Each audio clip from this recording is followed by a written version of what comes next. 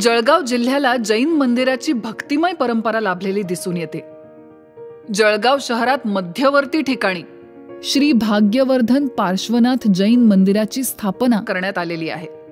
या मंदिराची प्राणप्रतिष्ठा सन 2009 मध्ये करण्यात आली। संपूर्ण पांढऱ्या संगमरवरी दगडामध्ये निर्माण केलेले हे मंदिर जैन पंथाची आस्था आजही जपून आहे। श्री भाग्यवर्धन पार्श्वनाथ जैन मंदिरात 6 देवांच्या मूर्तींची स्थापना करण्यात आली आहे। त्यामध्ये आदिनाथ भगवान, महावीर स्वामी, गौतम स्वामी, मणिधारी दादा गुरुदेव, पार्श्व यक्ष आणि पद्मावती देवी या मूर्तींचा समावेश आहे। मंदिराच्या आत प्रशस्त गाभारा असून मंदिर परिसरात भव्य सभा मंडपाची निर्मिती करण्यात आली आहे। यामध्ये अनेक जैन पंथांचे विविध कार्यक्रम होत असतात। आकर्षक अशा कलेतून निर्माण झालेले हे मंदिर जळगावच्या संस्कृतीचा अतुलनीय नमुना आहे।